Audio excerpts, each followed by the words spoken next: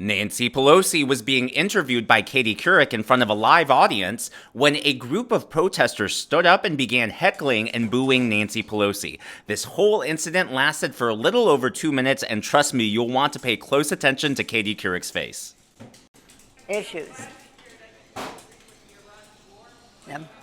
Okay. Okay. Thank you. Okay. Thank you. Okay. Thank you. Okay. So you. Don't worry about that. I'm from San Francisco. I'm used to this.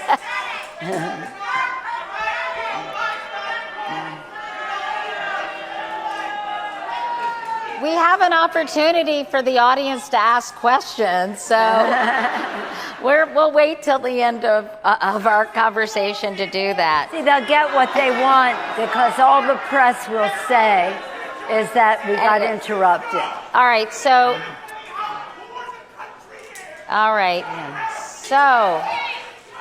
you never know what to expect at the 92nd Street Y.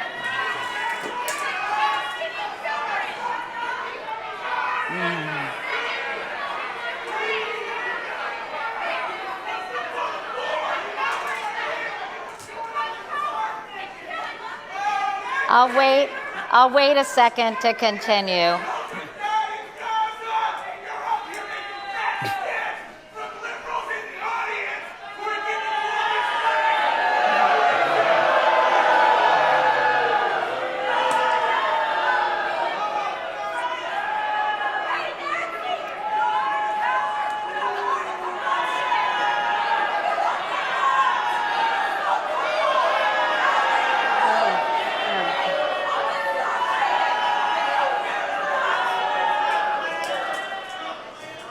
Let us bow our heads for the hostages and be prayerful about the hostages, which they never mention. So,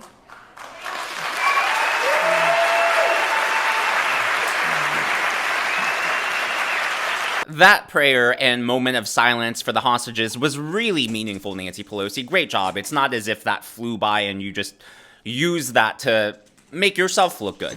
I mean, keep in mind, this was in the middle of deep blue in New York City, and, for all the talk that the Democrats and the media give us for how unpopular Donald Trump supposedly is, we really don't see that sort of interruption and heckling wherever Trump goes. And Trump is out a lot, not only during the campaign trail, but he has a lot of public appearances. Compare and contrast that to Kamala Harris. When she was on the campaign trail, everywhere she went, she was heckled, sometimes even multiple times during a rally. And we see this again and again with Democrat officials. And what I love is that Katie Couric just seems stunned. She was totally caught off guard.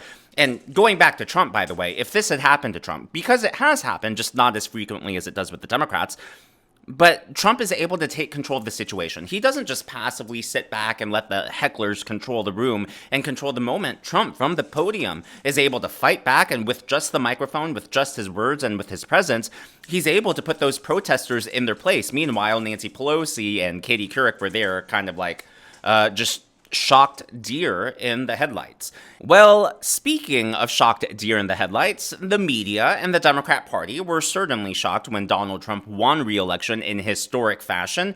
Now, most of them are burying their heads in the sand and they're refusing to learn their lesson. But believe it or not, some of them are actually doing some introspection. Some of them are actually trying to grow. And what surprised me the most is that Van Jones is actually acknowledging that the mainstream media is now the fringe. Take a look at this. In the Philly suburbs, and I'm telling you, we are way off. The entire political class is way off. First of all, digital is a new door knocking. Mm-hmm. You got to understand that.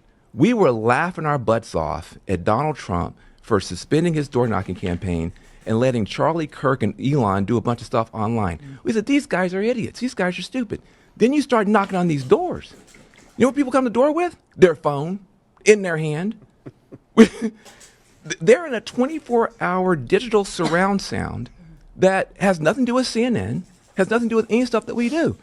I asked I got a teenage son, I asked him, who are the most influential people in the world today? I'm thinking to myself, he's going to say Barack Obama, Oprah Winfrey, Jay-Z. He says, Kai sent Aiden Ross, Jinxie, and Sketch. I don't know who he's talking about. I said, what platforms are you on? He goes, I'm on Twitch, Kick, and Rumble. I said, that sounds like you need to go to the hospital. What are these platforms? I'm telling you guys, the mainstream has become fringe, and the fringe has become mainstream. There are platforms, there are people out there that are getting 14 million streams, and we're on cable news getting 1 or 2 million. And so there is a whole world out there. Kellyanne Conway, I hate to agree with her, but I do a lot of times. Donald Trump understood that and we didn't. And it's not just Democrats that don't. The entire political class is way off, way off, way off.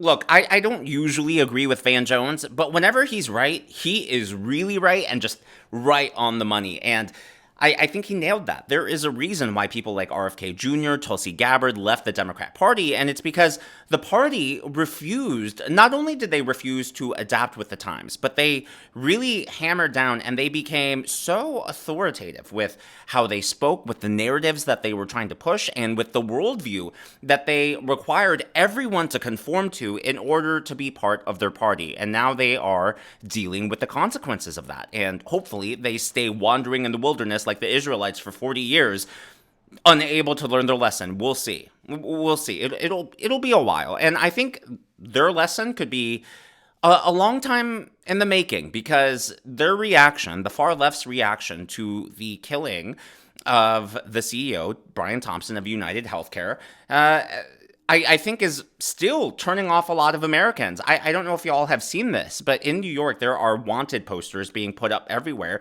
basically putting up the CEO's faces, their names, what companies they work for. It appears to be a movement and a sentiment that's spreading across the country. Just look at this.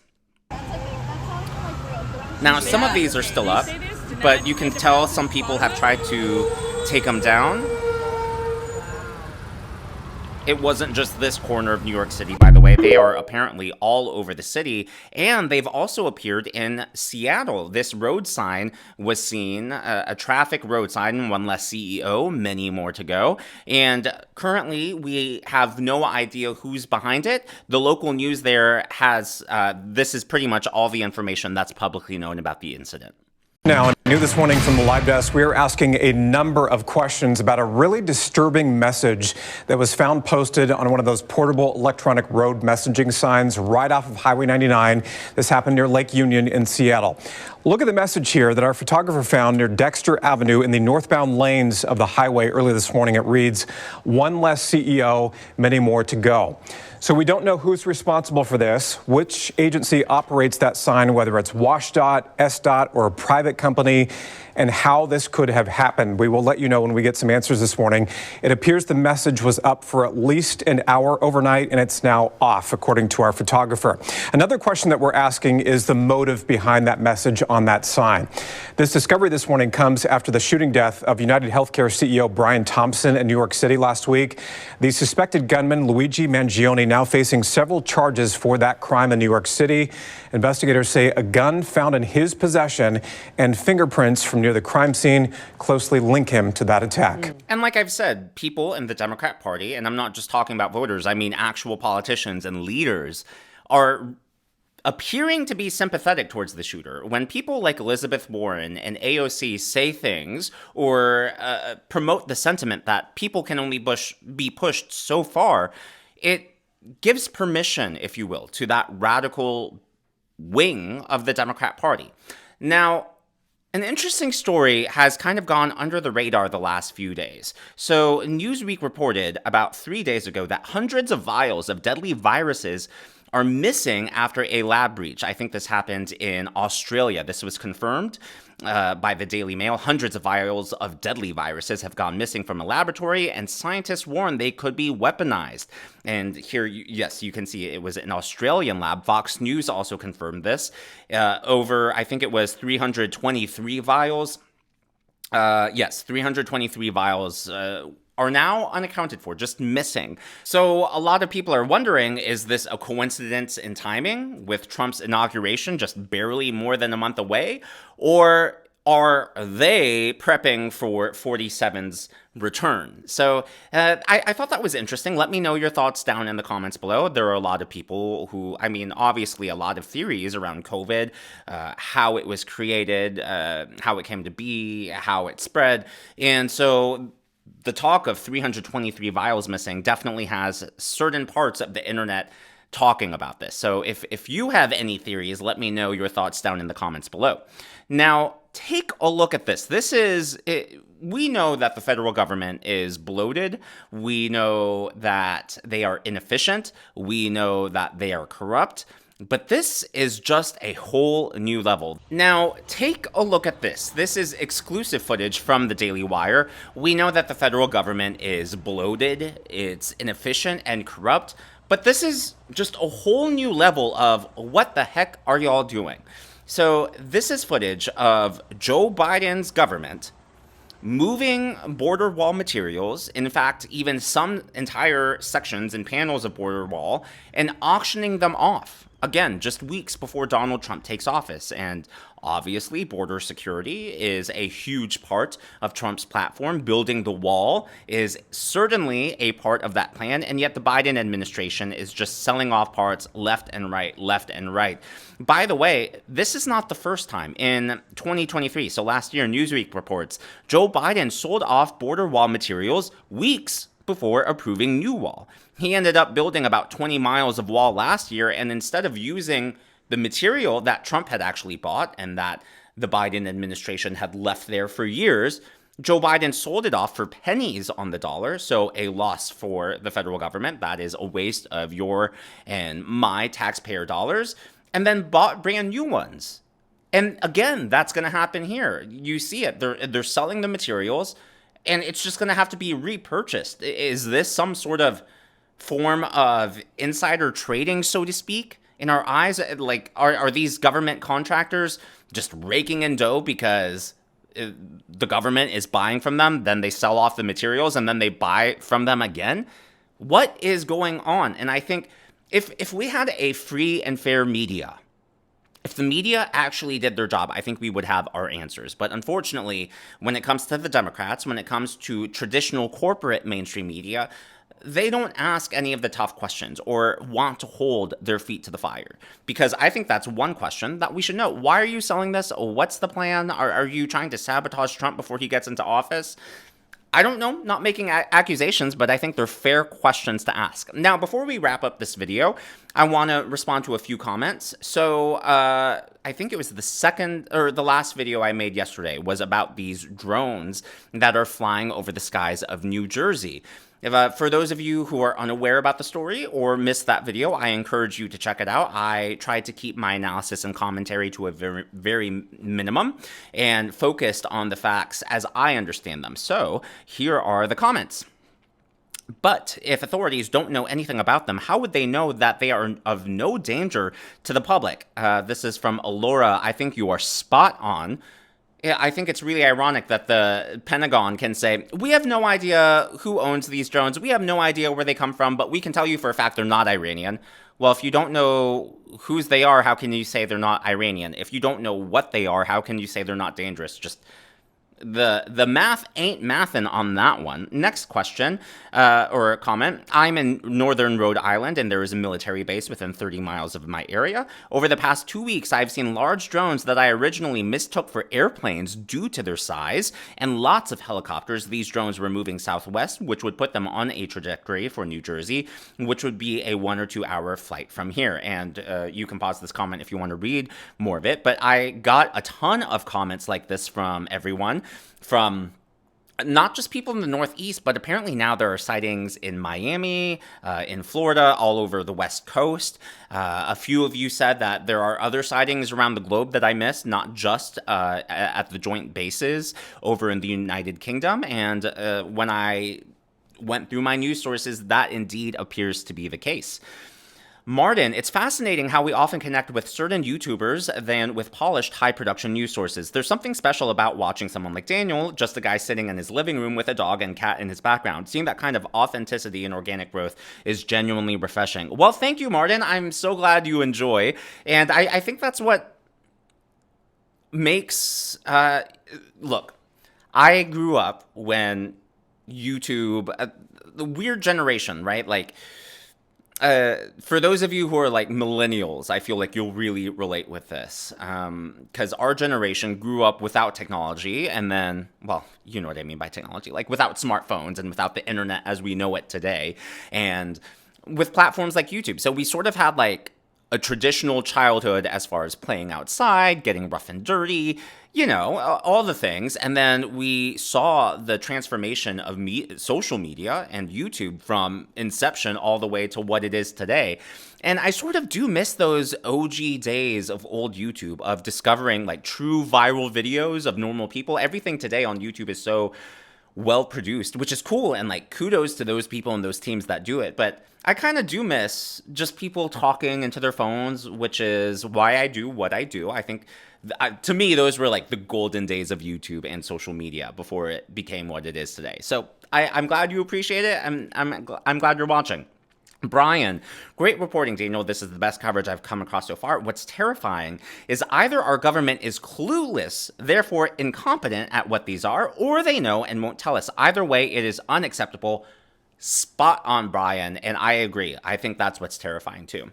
Either look, they're lying to us, and if look, there was a theory that I had seen that perhaps there's a nuclear threat, and perhaps these are our own drones, and they're surveilling the skies to try to stop a nuclear missile or warhead from being transferred or moved somewhere. And I had seen that theory, but a lot of questions that people had were, well, then why are these drones only going up at night? Why isn't the government telling the public?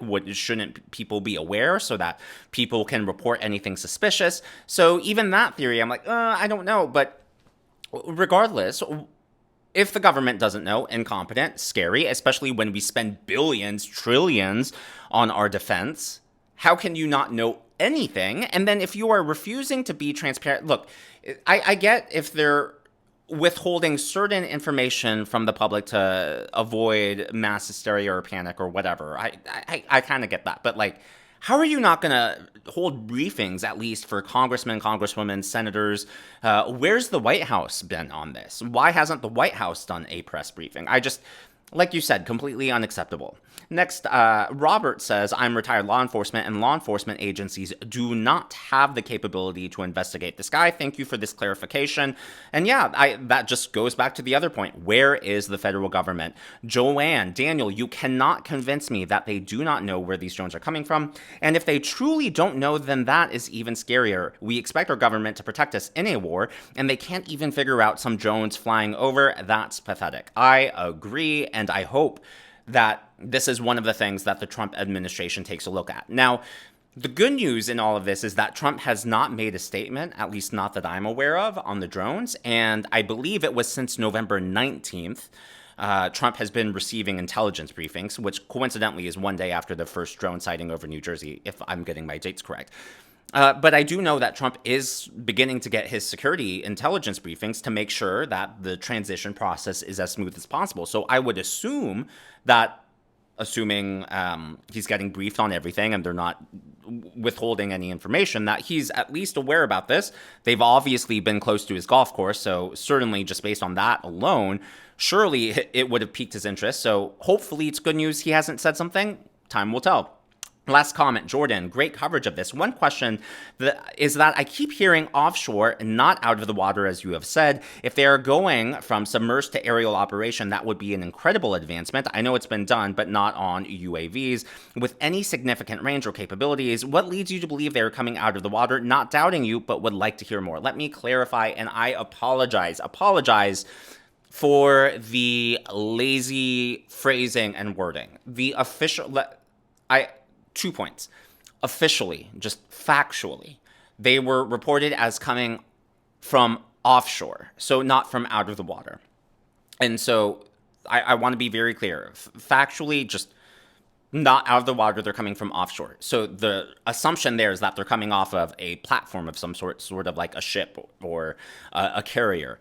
Now, there had been eyewitness reports, and the reason I got perhaps lazy with the way I had explained it is because like I've explained before, I tried to go through tons of sources, and not just official mainstream media narratives and press releases and hearings from these Congress people, but I also go through hundreds, if not thousands, of posts on X, TikTok, Truth Social, you name it, Rumble. And there had been reports of these drones coming out of the water. However, none of those had been confirmed. Those were only eyewitness. And because it is social media, when someone claims to be an eyewitness, there's no way to verify that. I've gotten, because I'm trying to get to the point where I'm able to break like exclusive news on these stories. So whenever I saw those on X specifically, I would message those people, but of course never heard back, because I'd like to get to the point where I'm interviewing people or maybe even getting exclusive footage to share with y'all, because I think that would be not only exciting, but would hopefully help the channel get to that next level. But yeah, when it comes to those eyewitness reports on social media, there's just no way to verify it, especially if they don't respond to my inquiries. And then you never know if it's someone trolling. You never know if it's people just repeating what they've heard. Now, I will show you this, and this is part of the reason why there's a lot of speculation.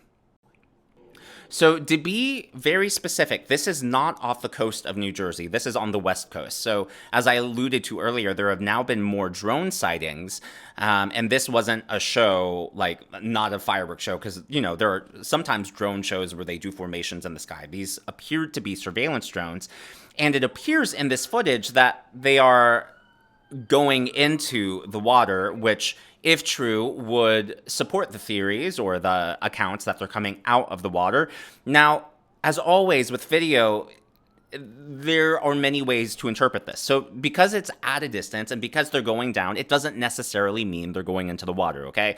It can mean that there could be a ship, a carrier out there, and they're docking on the ship, and it's just a visual illusion. It looks like they're going into the water, but in reality, they're just landing off this platform, and then the lights are turning off as they land. However, on the other side of that, a lot of people, when they were analyzing this clip, they said, well, it looks like they're really far off into the water, and for them to be that far apart looks larger than a carrier would be. Now, I don't know, and so I try to be, and I apologize for not doing a better job at the end of that video. I do think that most of the video, I stand by the reporting and how I presented it.